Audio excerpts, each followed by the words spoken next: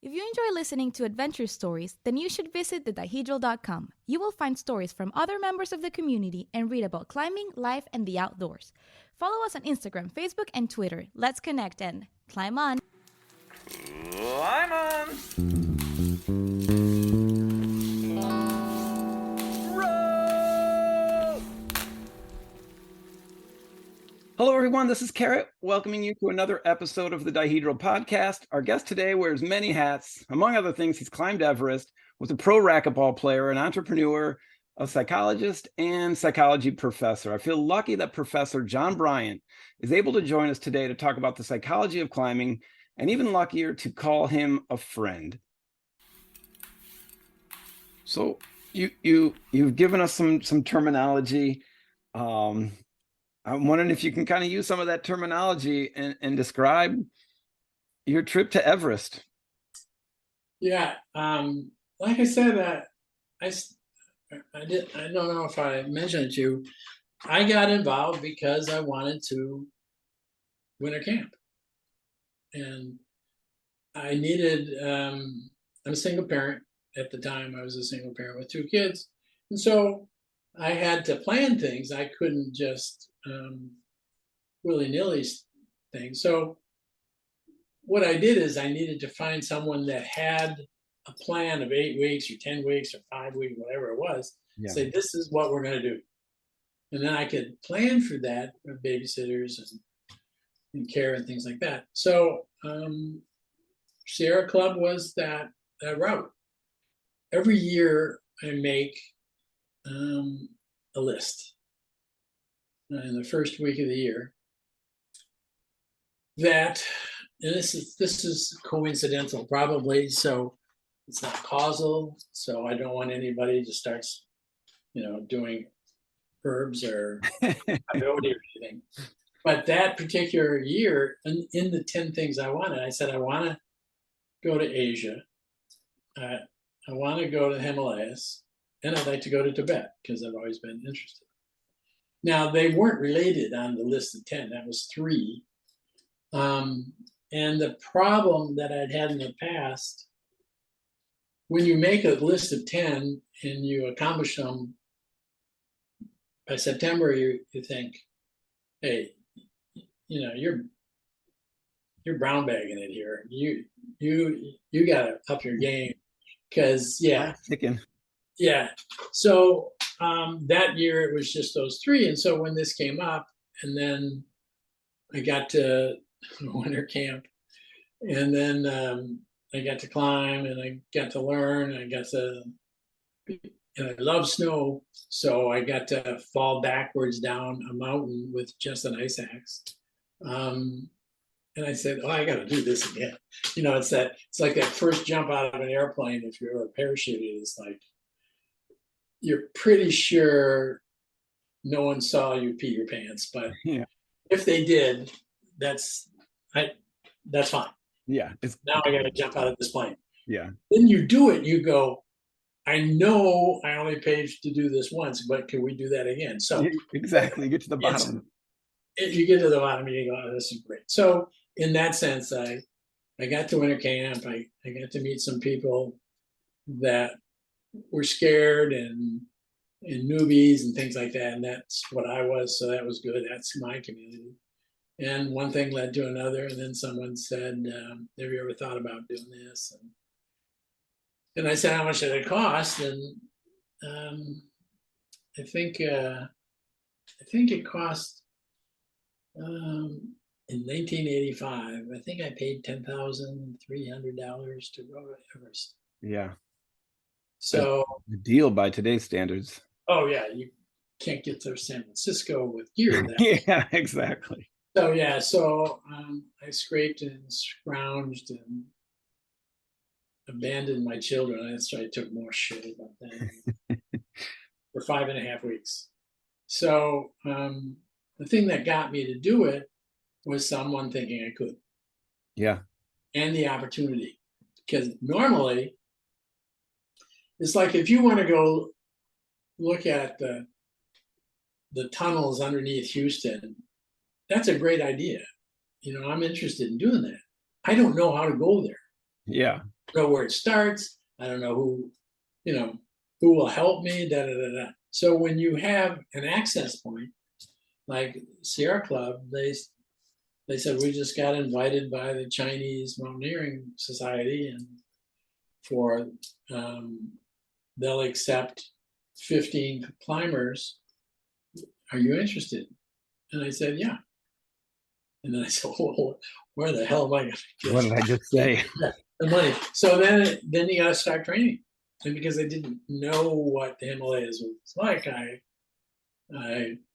didn't train enough, but I don't know if I could have trained enough. Yeah. Because I was doing it by myself. So that's how I went. And then one day it was time to fly to San Francisco from Denver. And then, that was from Denver. And game on. Yeah. How'd it go? Go to Shanghai, then to Beijing. Get to Beijing, and there are people there that I'm not a world traveler, but China's got a lot of people in it. Beijing has a lot of people in it. So everything was reinforcing. Yeah. I mean, even things that are despicable now, people on an airplane smoking cigarettes and then spitting on the floor. Right. You go, go figure, I guess we're doing this now. Yeah, so that was just going from Singapore to Beijing. But the Chinese, they lose your gear, and then they say, I think if we put more resources to this, we could find it. It's possible. Yeah. And so and how much would those resources cost? Yeah. $3,000 American. It's like, and so the guy that led our pack of climbers was a lieutenant in the LA police force in charge of gang control. The guy that had the job before him was shot 58 times. Oh my God. He took the job, and he had a mark on him for thousands of dollars. Yeah. So talking to Chinese, he thought was pretty much fun. Like, I'm going to be all right. I'll be okay. So we had to spend an extra 4 days in China, which was, like, holy crap, I'm walking on Tiananmen Square. Yeah. So they found our gear, and we get on another plane to go to Tibet. Okay, so I'm living, I used to live in Long Beach, California, where they make Boeings. It's a Boeing jet using jet fuel from Houston. And the dialects on the seat in front of you is 7 different dialects of different languages. No radar. Oh, man. They don't have radar. Yeah. Tibet doesn't have radar. No radar. Chickens and pigs. Man, that's so cool. Yeah. And everybody's smoking. And I mean, smoking. That stuff. Yikes. So we get to Lhasa, Tibet, and I'm sitting in the plane waiting for the pigs and chickens to leave and other things. And I wasn't sitting next to another climber, so it was just like I was dazed. Yeah. Little boy from little bitty town. And I look out my window, and there's a yak. I mean, right next to the wing. Amazing. There's a yak pulling a wooden cart with wooden wheels that would have fit perfectly 400 or 500 years ago. Yeah. And on top of that cart are Gore-Tex jackets and backpacks, medical supplies that we were bringing, Man. and a bunch of stuff that they won't see that for another 50 years, Oh yeah. That's even amazing. with all their development. And I just sat there and I saw my gear and I go, is this sick or what? Right. I'm in it now. Oh yeah. Yeah. This, you can't have a ride home, that's for sure. But Right. it was fantastic. That's amazing. So you get off, you head out. So we go to a communal area. We meet our escort, who's really a flunky in the communist Chinese government, because they, even back then, they were taking over culturally and getting ready to invade Tibet, which they did like in maybe 96. Mm-hmm. So now it's a territory of China, even though the Tibetans don't know that. Yeah, right. It's kind of like Ukraine. And so we did that, and we went to a hotel and of sorts, which was dirt floor covered in a kind of a crusty, baked on kind of way, and ate a lot of rice, a lot of other stuff. So, and then in the morning we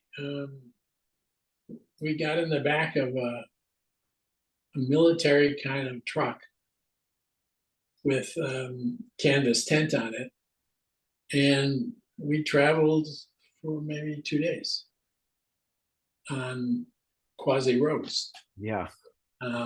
Sometimes roads that were just barely wider than the truck as you go up these passes and see the water down below and the streams that are ice. Yeah, so you just kept to yourself. Yeah. Really interesting. Well, you'll be the determiners of that. In 1985, when I did this, things were really primitive there, even their trucks.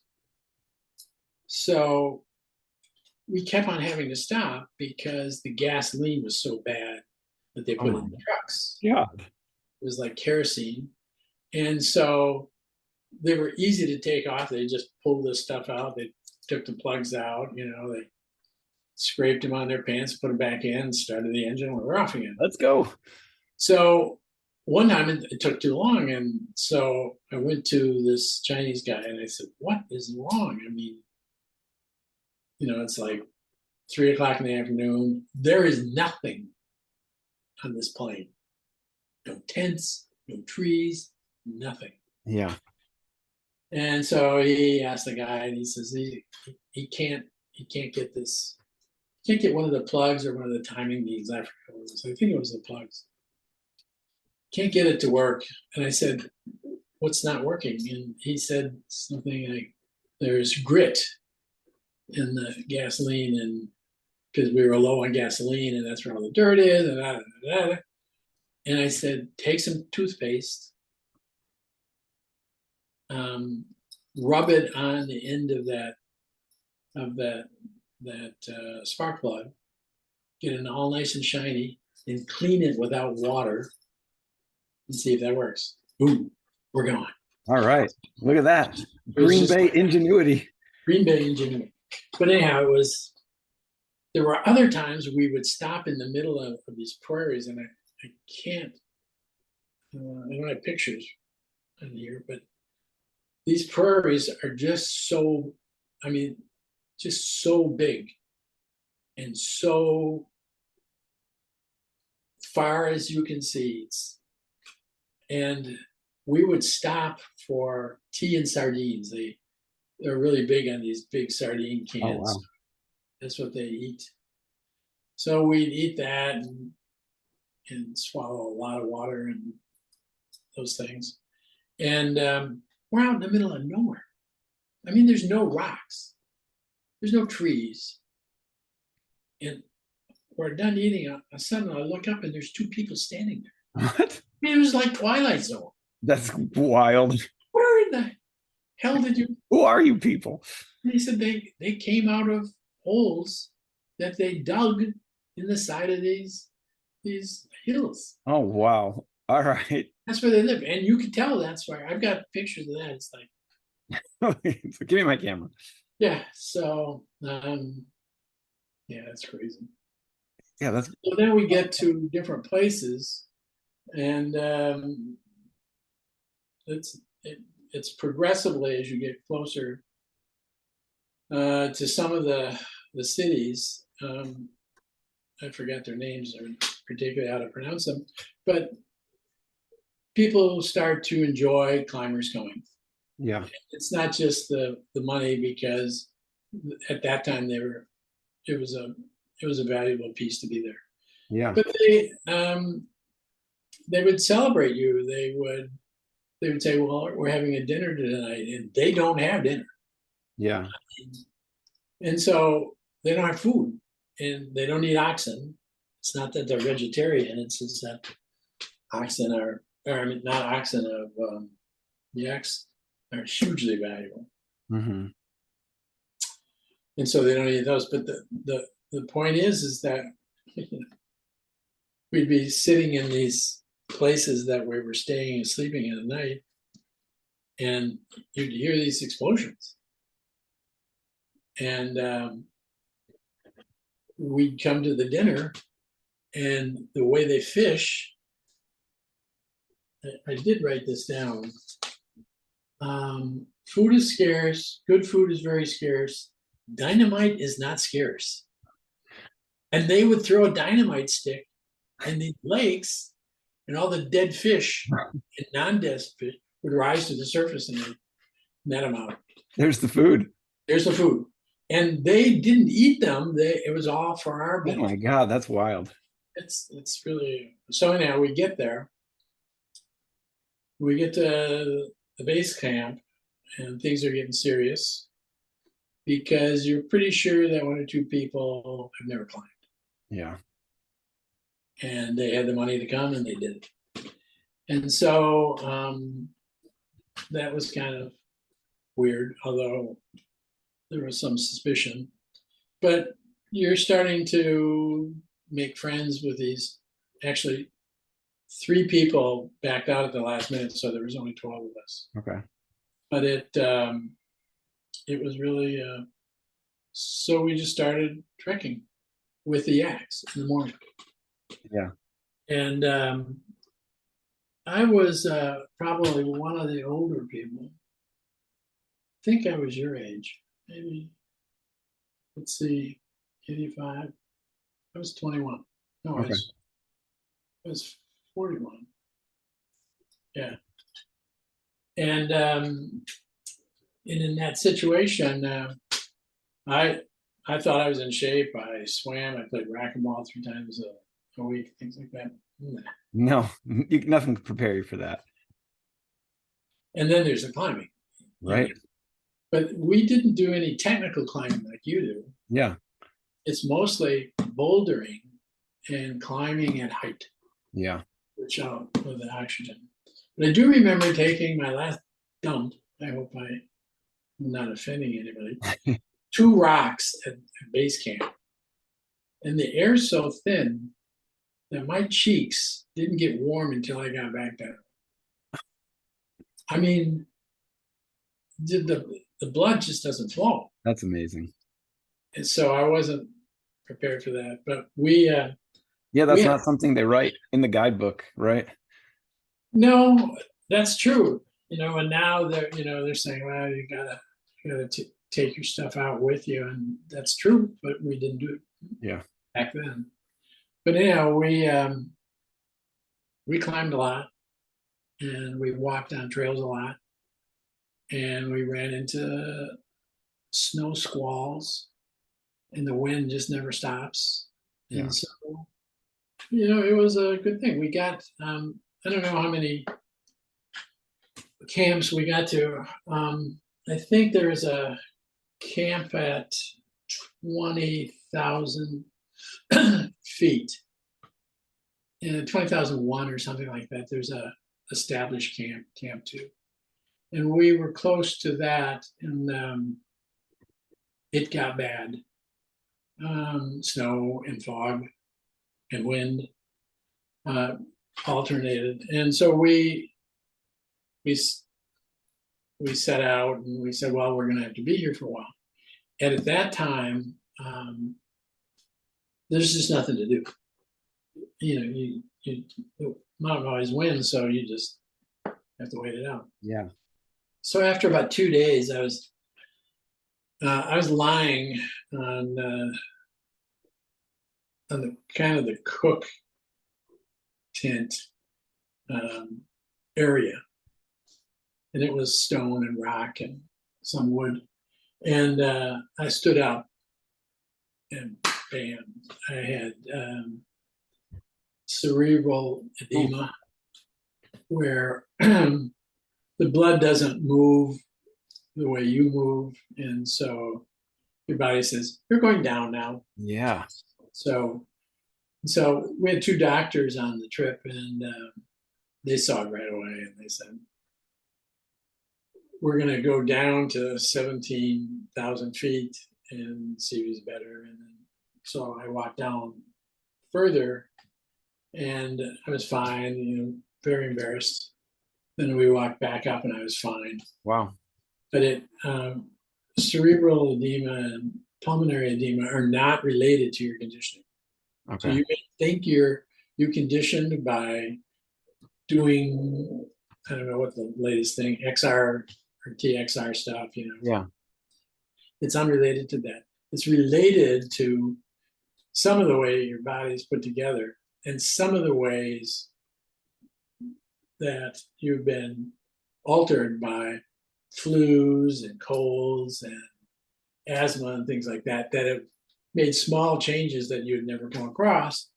But if they come together, then your body drops. Wow. So anyhow, so we did that. And as we were getting ready to go to the second base camp, which, a lot of people say, second base camp, that's like, well, I'm glad it was, because it was tedious. So we stayed at this one place where 2 of the people that I'd made friends with, actually we were both assigned to rope teams. So, or we were all assigned to rope teams. We saw these seracs down in the valley. Now, if you're looking out a window, you think that thing is about this big.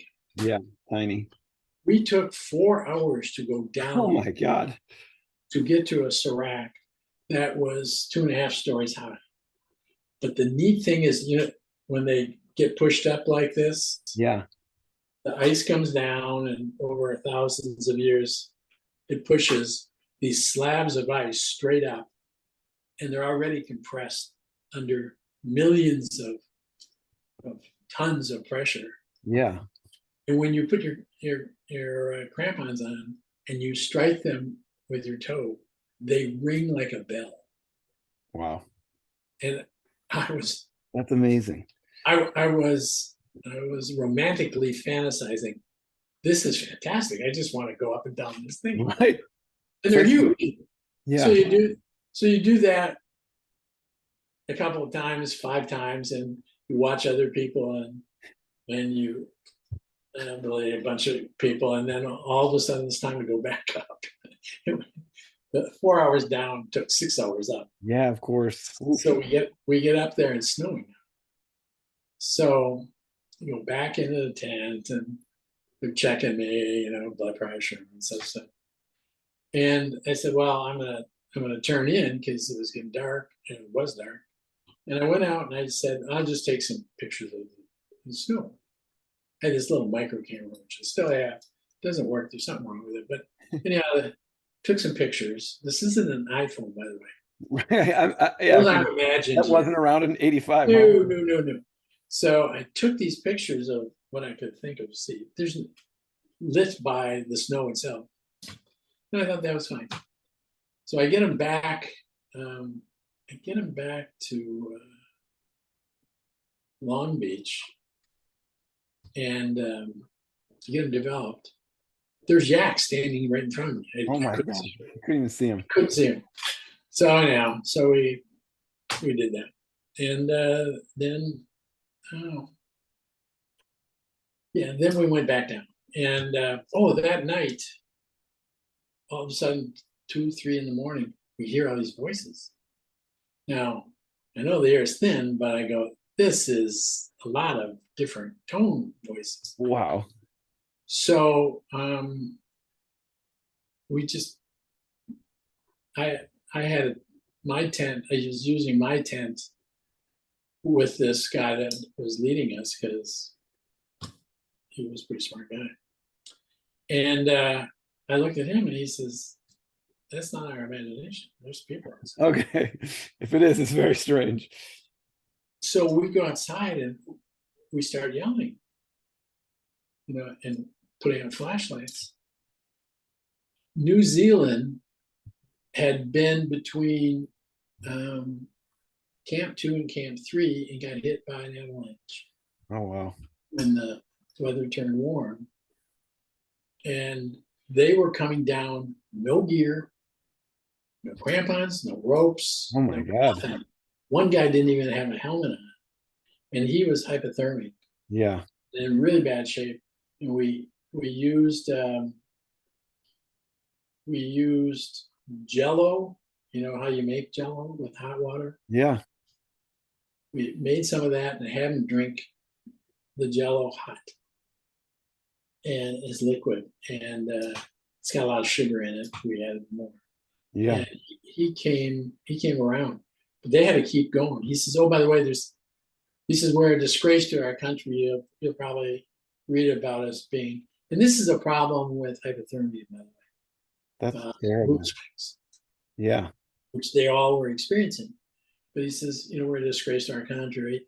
$500,000 worth of equipment is under the snow over there. It's yours if you want it. Oh my God. Yeah, let me go out and get it. You're really rational now. Yeah, exactly. So they all they said they had to get down because this guy was so bad. And so they took him down, and so we wake up in the morning. Did that really happen? That's wild. It's just really strange. So they're not as bad as the Japanese. Are just crazy when they climb in Everest because they become national heroes to do it. Yeah. And so they lose more than anybody. Right. More climbers. But yeah, we got down. And then the bad part about being in another country and being isolated was just the 12 of us is that we took the East Rambach Glacier to the base camp. And while I've got so many stories. While we were there, we go up further than we're going next time, and then we come back down, try to acclimate to the changes. And while we were gone, one of some guide of yaks or someone involved administratively stole the camera out of one of the tents. And so we looked, we talked to the Chinese guy, where's the camera? And can't find the camera. It's there. Here's the box, it's empty, the whole thing. And he said he'll look into it. So you're never going to see your camera again. Of course. So we go up, we come back down. We're having a celebration in this town by, and one of the Chinese first group of people and Chinese climbers that had climbed Everest was there to shake our hand and welcome us and stuff like that. Yeah. And another little party with grenades and everything. And we found out that he had no toes because he got to Hillary's step and he was reluctant to he didn't take the same path we did, but yeah, he got to Hillary's step and he thought he was not going to be able to make it. So he took off his shoes to walk 9 feet. Oh my God. And he lost all his toes. And he became this big hero. Yeah. And so he was there, and he was very gracious That's And awesome. everybody drank very strong tea, which was filled with wine. But so we get down further. Actually, that picture up there is the city. I can't remember it, but we get down further, and we're all sitting around eating essentially our last meal on the road before we get back to Lasha, and the Chinese representative and another person from the town come in and say, "You know that camera? We found it." What? Yeah. That's amazing. And we killed the person that took Oh it. my God. What, John? Yeah. No, let him have the camera. Yeah. No, that's how they handle it. Because it eats into the tourist trade if that gets out. Yikes. So it's like, talk about a wet blanket Right? on the trip back. Man. So we go, it's different here. Yeah. And that's what you've got. That's the benefit of traveling. And that's the downside of traveling too. That's insane. Like, that's ending to that story. I was not expecting that at all. Yeah. I'm sure you weren't expecting that. No one was. No. I mean, we had this one guy, he reminds me of Radar on MASH. You know, he's really naive and friendly and young and mostly naive. Yeah. And I thought he was going to cry. He just could not believe this. What would you do with the camera at that point? I wouldn't want it. The point, it wasn't my camera, but that Yeah. was so, to most of us, was so heinous, we just couldn't deal with that. Yeah. So that's a great story. I'm hoping we have time to squeeze in one more story about another cold weather experience that told me a while ago that I love. So if you're up for it, I'm wondering if you can take us back even before 1985, going way back to Green Bay, Wisconsin for the Ice Bowl. So if you don't mind just sharing that story, I think it's a great story. I'm sure people will love to hear it. So that's my setup, if you don't mind. Yeah, it's a great story. It's one I don't get. It's one I don't get to tell many people because no one cares. So it's great that you're carrying it. I'm going to jump on it. I'm going to jump on it. I grew up in Green Bay. Green Bay is about the size of. It's about 80,000 people. It's like Denton, Texas. Okay, Huge. 80 bunch small, and most of it is blue collar. A lot of factories making paper. A lot of factories making products to make paper products. So it's a small town, and I had I'd been married about a year, 2 years, and I had a baby at home. I was going to school at University of Wisconsin, Oshkosh, which is 50 miles away, and I got a call on a Thursday night. My dad, ironically nicknamed Tex. My dad called me and said, "I need you to come home." And my dad was one of those people where you didn't ask a lot of questions. It wasn't going to go well. So he said, "I need you to come home tomorrow early."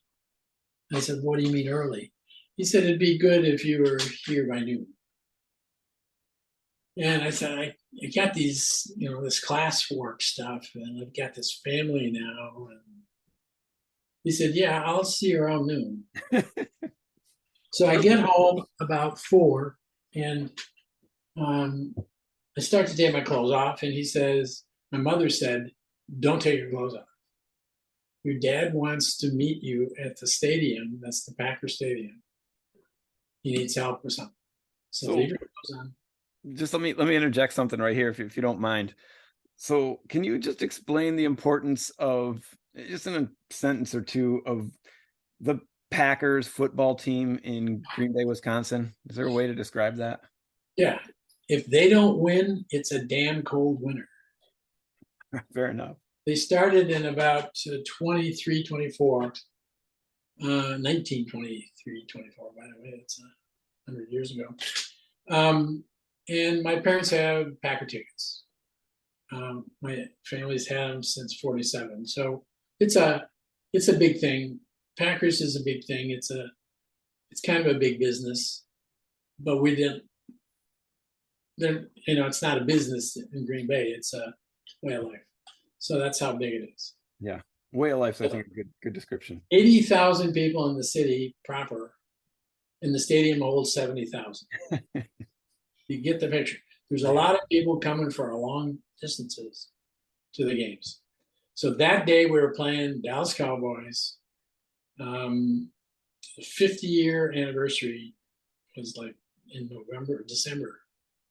And for the championship or division championship. And my dad just happened to have the contract to add extra bleachers and seats and other things to the stadium because there's such a demand for tickets. So I get to the stadium and there wasn't the security you have now. I just walked into this guy's Dad Brazier. He's just a character. Cigar. Jews hanging out of his and yeah, Burgess Meredith character, if there ever was.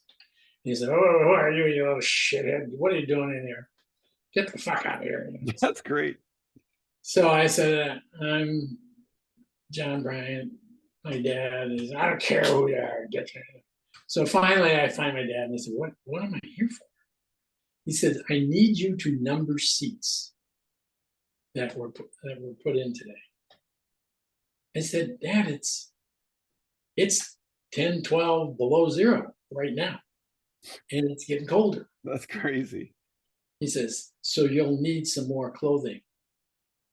So he gets me. I was already wearing this winter thing was down to my knees and tied at the thing, so it was really cool. But and I had a hood and all this other thing. But he got me these workout jerseys and these sweaters and stuff like that. So I'm out in the cold at one end of the stadium. They added the seats, and he said, and then now Dad Brazier got involved again, and he says, "Can you count?" Just really a pleasant person. I like this guy. So he says, "Here's a stick. And if you do it wrong, I'm going to bust it over your face," that kind of thing. And he says, "Here's a stick. I want you to put the stick down. At the end of the stick, write a number. Move the stick to the outside of that number, put it down, write the next number. Yeah. Not the same number, the next number. And do that for all these bleachers." And it was crazy. All the way up. You say hundreds, right? Huh? Hundreds. Oh yeah. So I had 20 or 30 permanent magic markers in my jersey, and I would do it and they'd freeze and I'd put it in this side and then I'd take another one and keep on going. And I did this until about 11 o'clock at night. And then I went home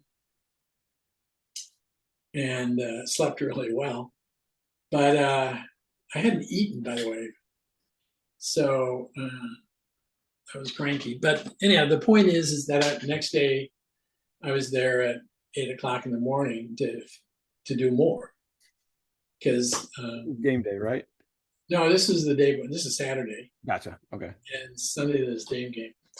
So I did all this, and I come home maybe at 4 o'clock that day, and I asked my dad, "Can I get a ticket? I mean, is Mom going to use? Is she going to go? It's kind of cold."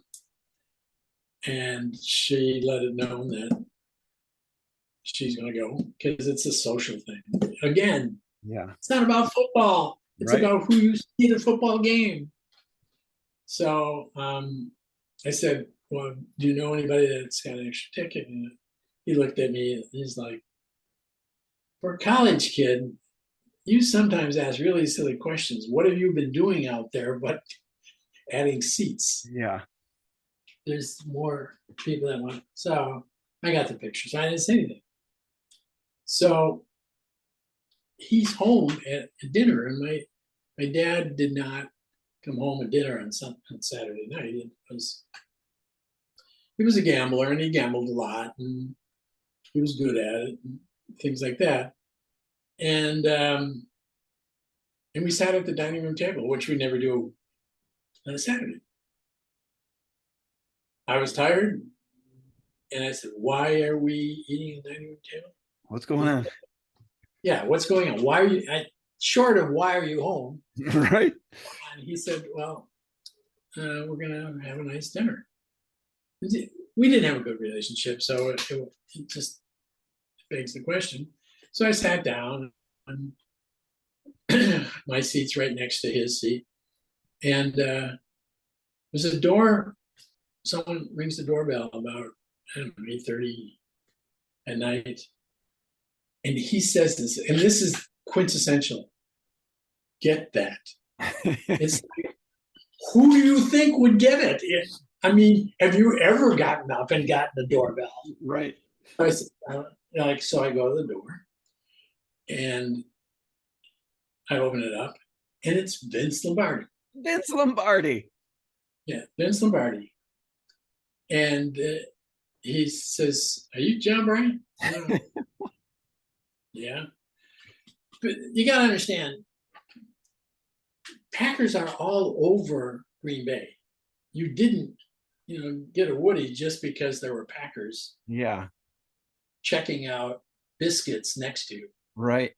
In fact, I spent a lot of time at the Y where I swam and things, and Paul Horning and Jim Taylor and all those guys were always over there. Yeah. They're there.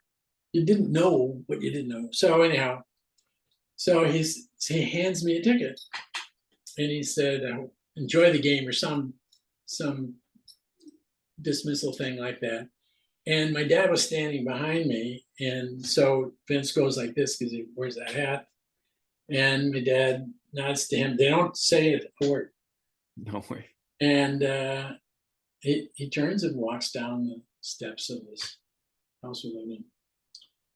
And I turned around and I said, "Well, what's the deal?" And he said, "No, you got your ticket." And I know that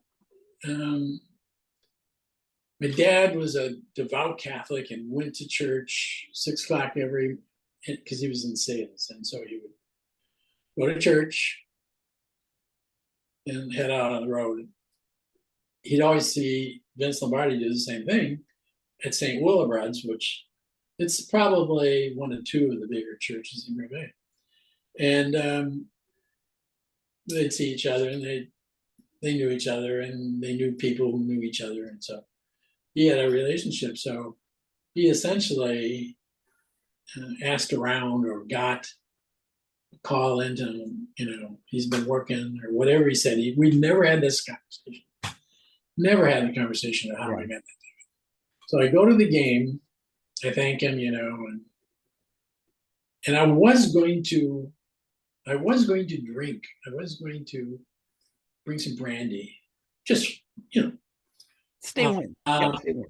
Yeah, just simple. But brandy's really bad. Alcohol is really bad for you in the cold, as you know from being in Detroit. So that wasn't a good idea. Anyhow, I go to the game, and it's cold. I mean, look it up online. The audience looks like they're vaping. Yeah. Because the breath is so cold. John, I heard this story just before you go on, just to explain how cold it was. The very first play of the game, one of the early plays, the ref blew the whistle, and the whistle stuck to his lip. And when he ripped it off, his lip started bleeding, and they never blew another whistle the rest of the game. Right. They yelled at each other. But the other thing, even at halftime, the band looked like ill-prepared because they had to take all the horn sections out. Right. They had to take out the drums. Yeah. I mean, there's nothing left but 8 people, or 20 people marching around. It looked like, because the the drum skins, I guess they're called, Yeah. would crack and break. They couldn't keep the mouthpieces warm enough. So anyhow, it was but it was damn cold, and so it comes down to the last play of the game. And this is Bart Starr's probably known for this, but they were at the other end of the field. I had goalpost seats in the back of the goalpost, and at the other end they had this one play with time running out, 10 seconds, and one play, and it was on maybe the 2 or 5 or 4 yard line, 1 yard line, and they ran it and they scored, and the place went crazy. I never saw it. No. With about 15-minute quarters, with about 20 minutes left in the game, I said, I can't take this. Yeah, it's too cold. And I didn't have any money growing up, so I couldn't go down and get some coffee, because I didn't drink coffee, but get some Coke or anything. So I just went under the bleachers and stood near one of the heaters that was blowing a lot of heat. Yeah. And I could hear the cheers, but there wasn't like CTE television. We weren't watching the game under there. It was concrete, and it was cold, and it was 15 degrees or 14 degrees below zero. So when the game was over, they tore down the goalposts, but they did. And I think they dragged them through the city. Oh, wow. That's a celebration. That is a celebration, while they cut off pieces and handed them to people that handed them $20. That's amazing. On the back of a pickup truck. Is that an industrial city? That's crazy. Yeah. So yeah, the point is, it was really nice of my dad to do that. But yeah, I don't know. That story is impressive. I love it. I mean, if you don't know much about football, look these people up. Look up Vince Lombardi and the Green Bay Packers. This was a really big deal. Like, to have him show up at your house. Yeah. The night before the biggest game maybe ever. Like, that's a big deal. I don't put it that way, but yeah, I know it was a big thing. You don't recognize it because you don't know Vince Lombardi's going to be that guy. Yeah, that's true. You're going to be a Lombardi Trophy, and he's going to win the Super Bowl when they get around to making a Super Bowl. Yeah, the first 2 times. You don't know that. That's a good point. And I used to see Paul Hornung in the only sporting store in downtown Green Bay. And he got in trouble with Alex Karras, the Detroit, for gambling, and they were both banned from football. Yeah. Well, Hornung said he would make up for it by doing Naval Reserve stuff down in Illinois and stuff like that. And so he would, once he was not banned anymore, he'd fly down there, he'd get on a plane and he'd fly down there. And people would photograph him for the 10 weeks we had of football. And he'd fly back on Friday and get ready for the game plan and everything like that. That was all a freaking hoax. Yeah. For everybody. They get in a plane, they fly around, and they land at another airport, and you take a limo back home. So, and he was easy to spot. Paul Hornung had a pink convertible. He's going to stand out in Green Bay, Wisconsin. Yeah, in Green Bay, where everybody's wearing blue jeans, you can pretty well stand up. But anyhow, so I'm coming home from the Y. I gave lessons, and I stopped off at Bertrand's, and I said, boy, that sure looks like his pink Cadillac. And I go in there, and all the salesmen are standing around him. He's talking. Like, whoa, well, you were supposed to do this. But I was trying to listen too. Oh, yeah. But he he said, well, finally, he said, I gotta go, guys. So if you'll help me, we can get it done. And he was there. He picked up. He had the top down, and it was not a warm day. He had the top down on his Cadillac, and they packed it with Wilson footballs, which are now $100 a piece. But Yeah. they packed it, and he was taking it to a children's hospital to give them to kids. Cool. And they put a tarp over it, and then they had another guy drive, and he kind of hid. But I thought, yeah, who's Paul Hornady? Another day in Green Bay. It's another day, but it's a big deal. Football is a big deal. I think it's a big deal. John, all the fire hydrants are yellow and green. Okay? That's great. Why wouldn't they be? I can't thank you enough. So that's about it. Talking with us today. We learned a lot. Great stories. Well, I need to know more about you guys. So looking up. All right. We'll find a way to make that happen. All right. All right, John. Thanks for joining us today. Boom.